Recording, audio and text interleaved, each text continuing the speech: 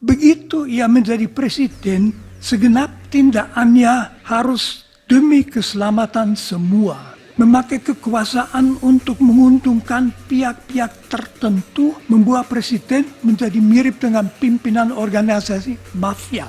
Bagi Indonesia, etika, kesadaran akan nilai sejak permulaan merupakan salah satu unsur yang mempersatukan suatu masyarakat yang amat majemuk. Suatu negara ditata menurut undang-undang yang adil dan bijaksana, tidak perlu usaha etika tinggi. Orang dengan sendirinya akan taat karena paling masuk akal hidup sesuai dengan undang-undang.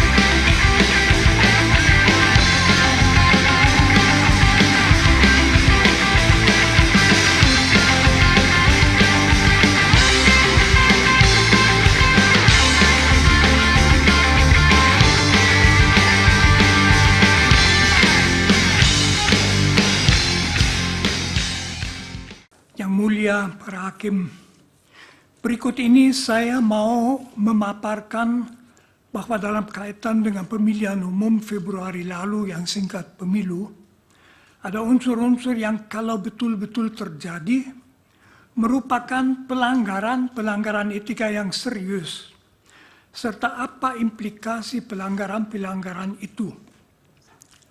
Sebelumnya izinkan saya mengajukan 7 catatan tentang etika. Pertama, etika. Dengan etika dimaksud ajaran dan keyakinan tentang baik dan tidak baik sebagai kualitas manusia sebagai manusia.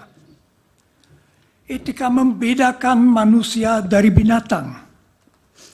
Binatang hanya mengikuti naluri-naluri alamiah, tetapi manusia sadar bahwa nalurinya hanya boleh diikuti apabila baik dan bukan tidak baik. Apakah seseorang itu baik atau buruk diukur dari apakah ia hidup secara etis atau tidak.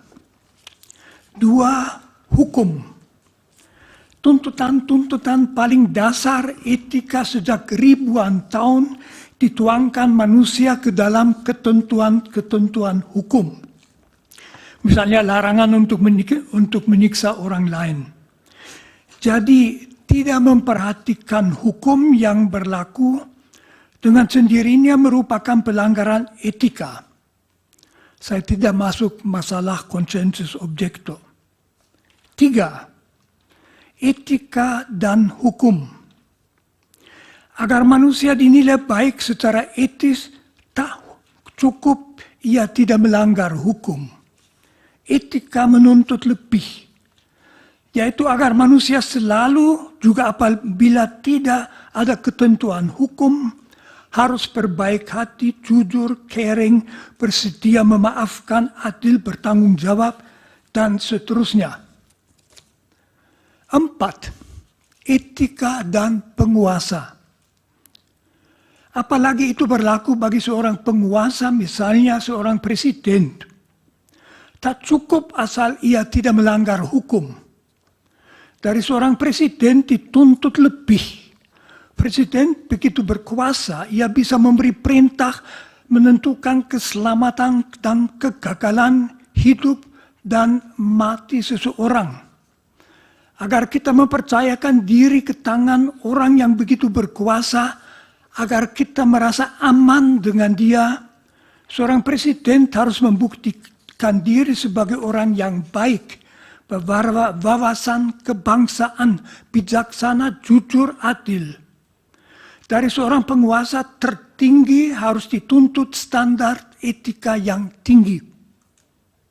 5. Etika dan presiden.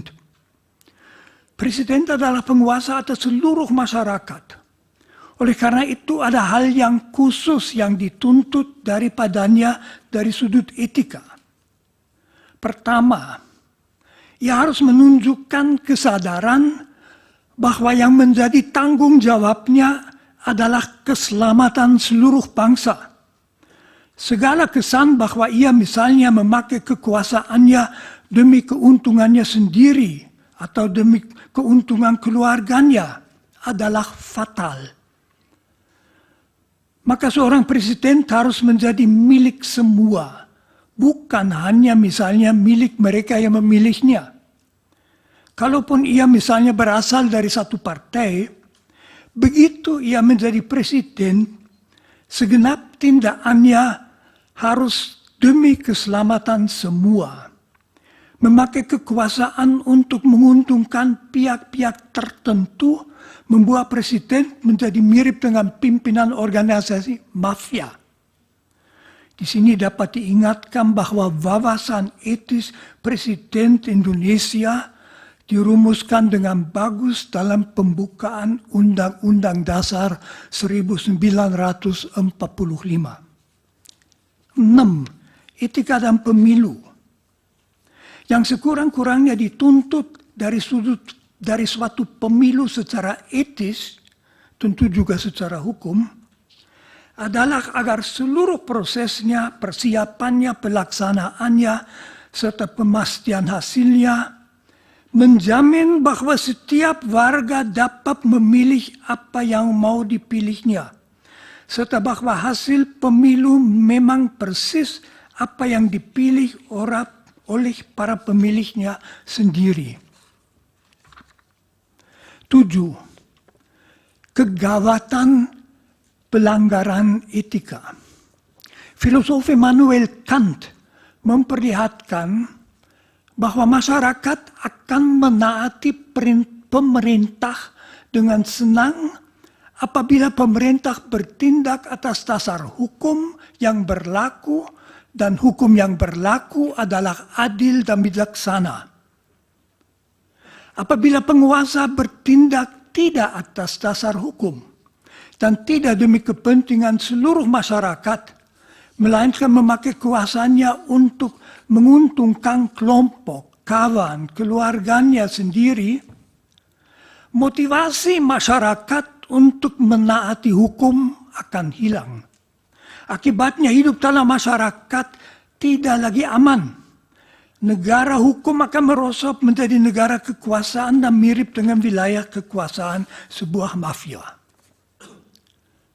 Sekarang saya ke bagian pelanggaran etika dalam kaitan dengan pemilu 2024. Pertama, pendaftaran Gibran Raka Buming Raka sebagai calon wakil presiden oleh Komisi Pemilihan Umum.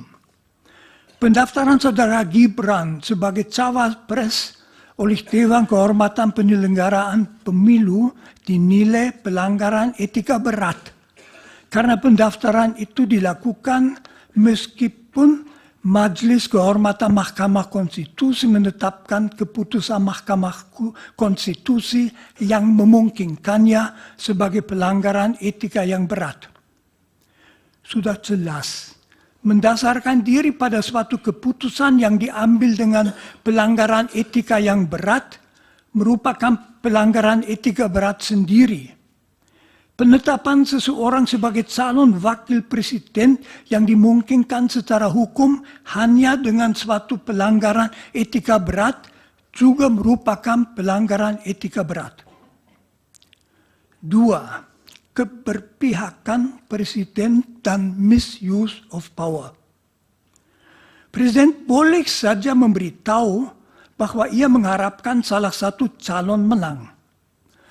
Tetapi begitu ia memakai kedudukannya, kekuasaannya untuk memberi petunjuk pada ASN, polisi militer, dan lain-lain untuk mendukung salah satu paslon serta memakai kas negara untuk membiayai perjalanan-perjalanan dalam rangka memberi dukungan kepada paslon itu, ia secara berat melanggar tuntutan etika bahwa ia tanpa membeda-bedakan adalah presiden semua warga negara termasuk semua politisi.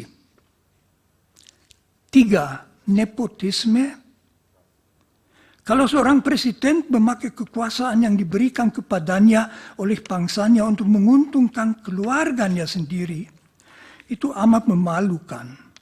Karena membuktikan bahwa ia tidak mempunyai wawasan seorang presiden, hidupku 100% demi rakyatku, melainkan hanya memikirkan diri sendiri dan keluarganya. 4. Pembagian bantuan sosial.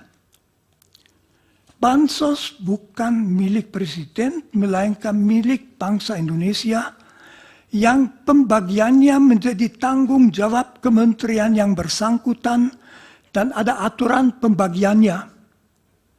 Kalau presiden berdasarkan kekuasaannya begitu saja mengambil bansos untuk dibagi-bagi dalam rangka kampanye paslon yang mau dimenangkannya, maka itu mirip dengan seorang karyawan yang diam-diam mengambil uang tunai dari kas toko. Jadi itu pencurian, ya pelanggaran etika. Itu juga tanda bahwa ia sudah kehilangan wawasan etika dasarnya tentang jabatan sebagai presiden, yaitu bahwa kekuasaan yang ia miliki bukan untuk melayani diri sendiri, melainkan melayani seluruh masyarakat.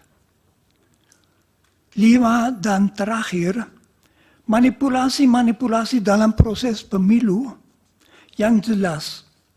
Kalau proses pemilu dimanipulasi itu merupakan pelanggaran etika berat karena merupakan pembongkaran hakikat demokrasi. Misalnya kalau waktu untuk memilih diubah atau perhitungan suara dilakukan dengan cara yang tidak semestinya. Praktek semacam itu memungkinkan kecurangan terjadi yang sama dengan sabotase pemilihan rakyat, jadi suatu pelanggaran etika yang berat. Terima kasih. Terima kasih, Romo.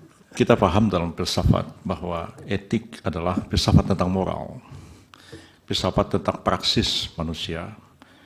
Apa yang dikatakan Immanuel Kant, du sollst nicht. Apa yang harus, apa yang wajib, apa yang tidak wajib.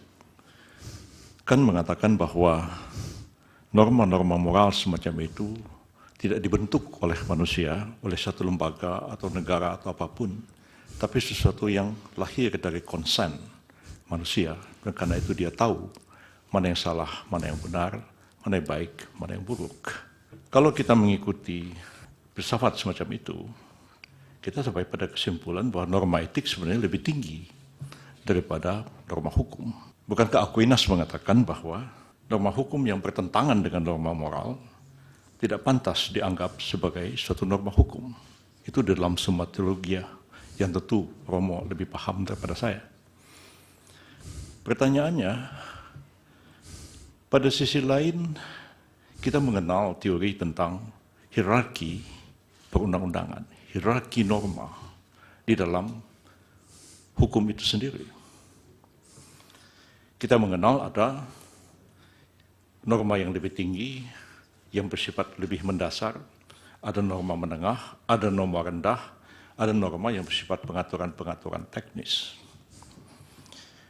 Saya agak khawatir Romo confuse, Romo, antara etik dalam filsafat dan etik yang dibicarakan dalam forum ini, yaitu etik yang terkait dengan kode etik, yang menjadi kewenangan dari Mahkamah MK, jadi kewenangan DKPP untuk melakukan pemeriksaan dalam satu proses peradilan etik.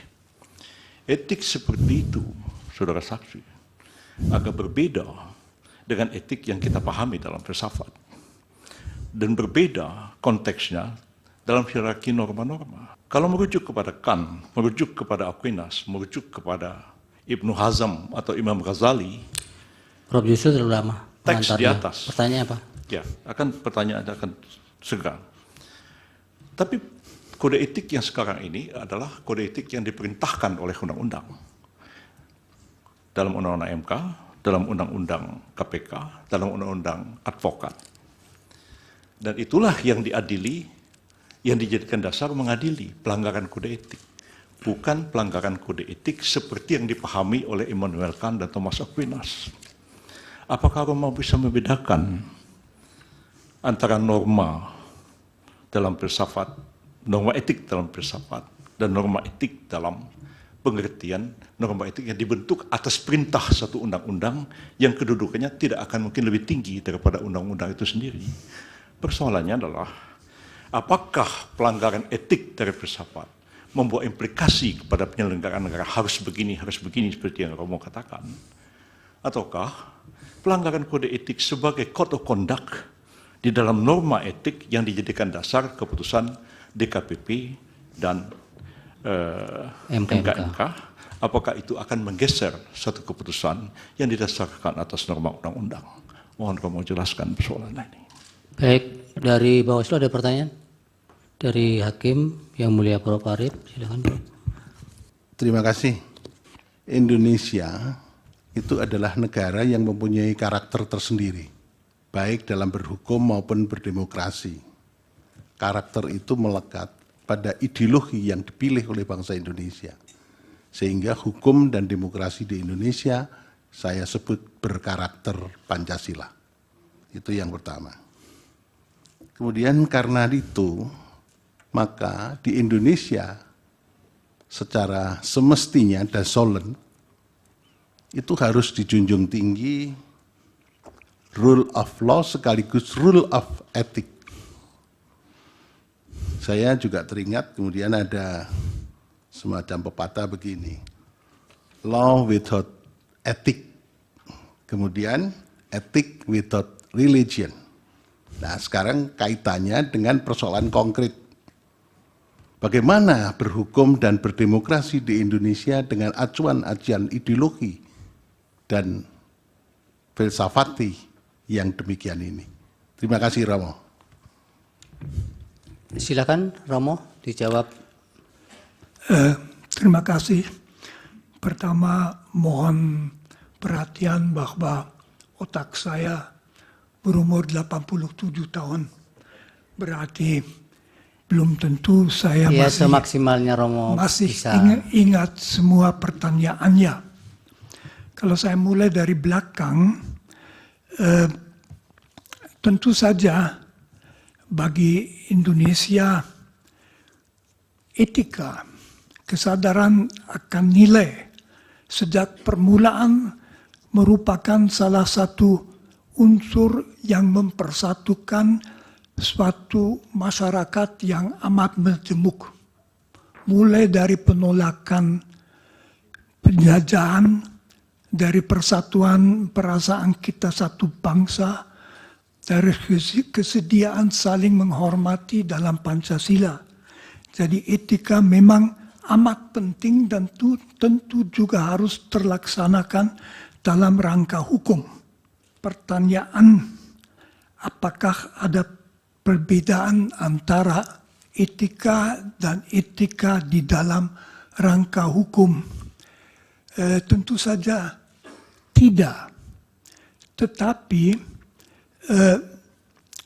suatu ketentuan etis yang tidak dirumuskan dalam hukum memang tidak bisa ditindak oleh yudikatif, oleh para hakim sistem yudikatif suatu negara itu. Itu menjadi unsur untuk menilai, unsur bagaimana kualitas seseorang atau juga suatu lembaga dinilai. Dibantu kalau suatu bidang merumuskan kode etik. Karena lalu kode etik itu merumuskan dalam poin-poin yang relevan hal-hal yang perlu diperhatikan. Jadi memang pelaksanaan para hakim dalam sistem yudikatif mesti atas dasar undang-undang. Di situ muncul pertanyaan yang di Jerman muncul keras sesudah runtuhnya Hitler. Apakah hakim boleh mendasarkan diri pada suatu ketentuan hukum yang harusnya diketahui ya. Tidak berarti ada susunan resmi tidak boleh dipakai. Ada hakim yang sesudah Perang Dunia Kedua dihukum karena menjatuhkan vonis atas dasar hukum yang berlaku, misalnya hukuman mati. Jadi masalah hukum kodrat itu sudah over. Sekurang-kurangnya kita mempunyai hak-hak asasi manusia yang sekarang juga ada dalam undang-undang dasar kita. Diharapkan bahwa disadari bahwa etika tidak boleh dilanggar. Bagaimana itu masuk dalam hukum, ini oleh ahli etika tentu tidak bisa dikatakan. Mengenai bansos, saya tidak mengatakan apapun tentang yang dilakukan Presiden Jokowi. Saya melakukan kalau seorang presiden yang sebetulnya tidak mengurus langsung kementerian, mengambil bansos yang sudah disediakan di situ untuk kepentingan politiknya, maka itu pencurian. Apakah itu terjadi di Indonesia? Bukan urusan saya bukan ahli mengenai hal-hal itu. Saya hanya melihat kasus secara teoritis. Tetapi misalnya kalau dibagikan tanpa memperhatikan bahwa itu untuk para fakir miskin, ya itu saja sudah susah. Lalu mengenai dampak kalau pernyataan pelanggaran etika oleh Mahkamah Majelis Kehormatan diabaikan.